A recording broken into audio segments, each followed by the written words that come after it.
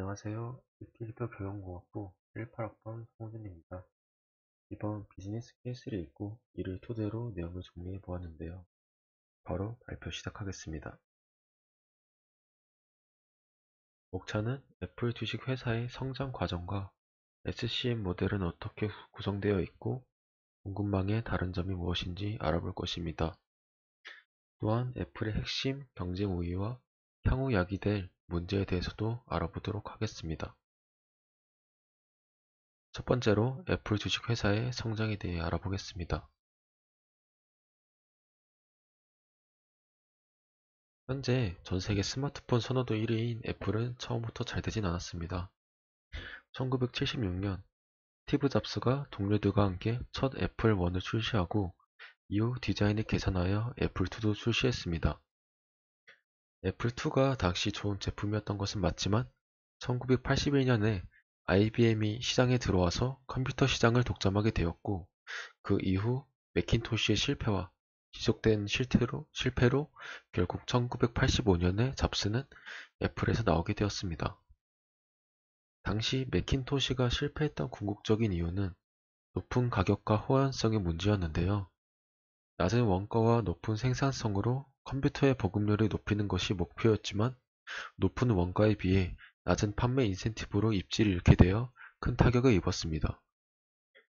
이처럼 초기 애플은 운영체제와 재고관리가 좋지 않았기 때문에 수요 예측을 하지 못하였고 재고 부족이나 과잉 등의 문제로 투자 대비 손실이 컸습니다.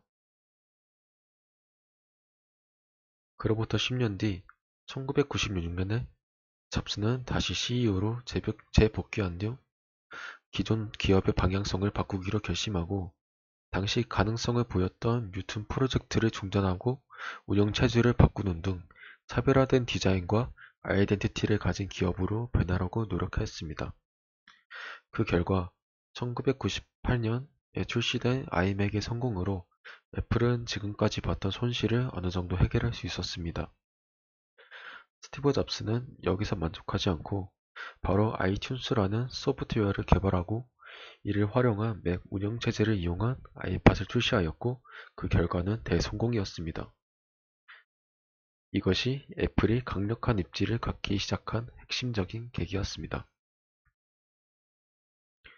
이후 2007년 오늘날에도 잘 알려져 있는 첫 아이폰을 출시했습니다. 아이폰은 특별한 디자인과 통화와 인터넷이 가능하고 대화까지 나누며 사진을 담을 수 있는 작은 크기의 융합 상품입니다.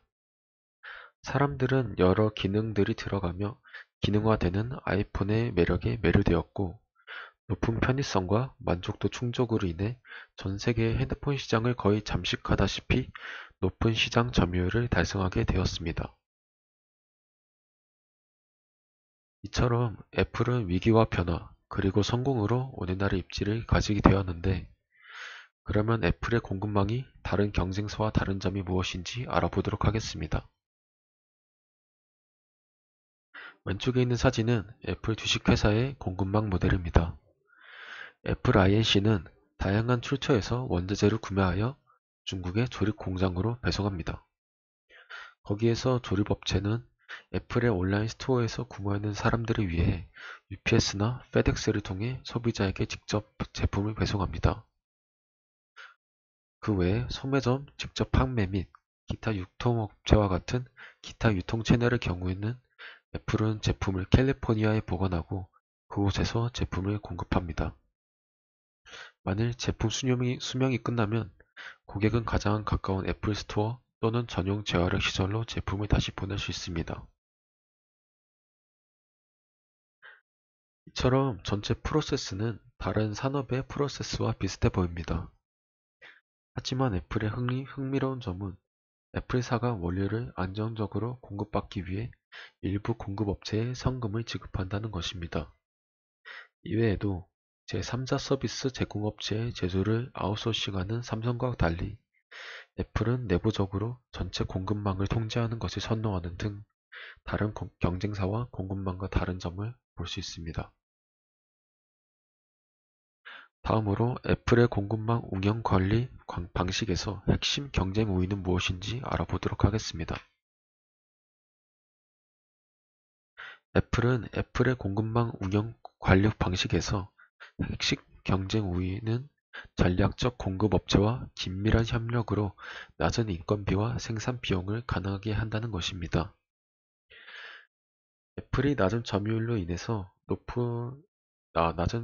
비해서 높은 영업이익이 가지는 이유는 아이폰 자체가 매우 높은 가격으로 출시가 되고 아이폰의 생산을 전부 외부에 맡기는데 조립을 담당하는 중국 공장의 노동자에게 낮은 임금을 주고 애플은 60%의 판매 수익을 먹기 때문입니다. 스마트폰 기기 한 대당 판매 수익으로는 애플은 15만 2,486원, 삼성전자는 28,454원, LG전자는 11원으로 애플이 판매 수익이 엄청난 이익을 남기고 판매하기 때문에 다른 경쟁사에 비해 영업이익이 월등히 뛰어날 수밖에 없습니다. 이러한 영업이익으로 인해서 애플의 수익은 미국 유명 IT 기업 중에서 최고로 손꼽히고 있습니다. 다음은 애플이 향후 직면하게 될 문제에 대해서 얘기하겠습니다. 애플은 오랫동안 공급망 근로자들이 어떻게 대우받는가에 대한 비판에 직면해왔습니다. 특히 아시아 아이폰 공장에서 노동 착취 문제로 많은 비판을 받았습니다. 아이폰을 비롯한 애플 기기를 단독 생산하는 중국 최대 전자제품 제조기업인 폭스콘 공장에서 2010년 한 해에만 18명의 노동자가 스스로 목숨을 끊는 시도를 했고 14명이 세상을 떠나면서 아이폰 착취 공장이라고 불렸습니다. 또한 다른 공급업체인 페가투로는 중국의 일부 학생들로 하여금 야근을 시키고 임금을 지불하지 않는 등의 이유로 집행유예를 선고받았습니다. 이러한 문제는 혁신, 첨단 등 애플에 따라붙는 화려한 수식어 뒤에 가려진 비극이라고 할 수 있습니다. 이 영향으로 노동자들의 시위나 반발, 이미지 훼손으로 이어질 수 있으며 애플 기업 이미지에도 큰 타격을 입힐 수 있습니다. 그뿐만 아니라 공급업체에서 문제가 야기될 시 교류를 끊어야 되는 상황이 올 수도 있고 자칫하면 제조 과정에서 병목 현상이 일어날 수도 있습니다. 이번 조사를 통해 느낀 결론은 애플의 강점이자 특징은 맥락의 전환이라고 할 수 있습니다. 애플은 제품이 출시될 때마다 제품 외 또 다른 서비스나 기능을 항상 추가합니다. 이처럼 넘치는 경쟁자들을 상대로 승리할 수 있는 방법 중 하나로 기존 것에서 하나 더를 합치는 것이 아닌 다른 무언가를 새롭게 입혀 맥락을 바꾸고 고객에게 새로운 의미로 어필하는 것이 수익 창출과 높은 참여율 면에서 좀 더 높은 성과를 가져다 줄 것이라고 생각합니다. 이상으로 발표 마치겠습니다.